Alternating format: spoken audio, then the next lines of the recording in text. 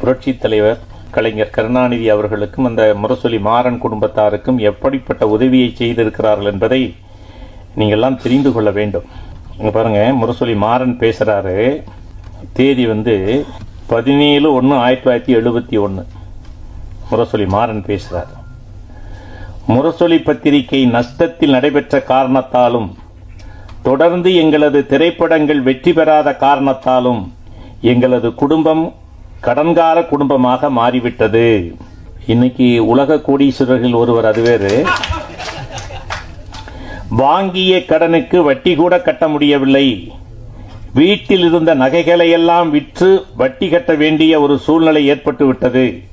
குடும்பமே தற்கொலை செய்து கொள்ளலாம் என்ற எண்ணம் கூட ஏற்பட்டது.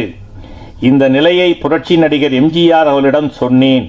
புரட்சி நடிகர் எம்ஜிஆர் அவர்களும் கலைச்செல்வி ஜெயலலிதா அவர்களும் இந்த எங்கள் தங்கம் படத்தை பணம் வாங்காமல் நடித்து கொடுத்தனர். நடித்து கொடுத்தது மட்டுமின்றி இப்படத்தை வெற்றி படமாக ஆக்கி தந்தனர். இந்த படத்தின் மூலம் வந்த லாபத்தால் அடமானத்தில் இருந்த எங்கள் சொத்துக்களை மட்டுமின்றி எங்களது மானத்தையும் மீட்டு தந்தவர் புரட்சி தலைவர். எங்களது குடும்பம் என்றென்றும் நன்றி கடன் பட்டுள்ளது. அதாவது முதுகுல குத்துறது. அதான் அவ்விழாவில் பேசிய கருணாநிதி பேசியதாவது: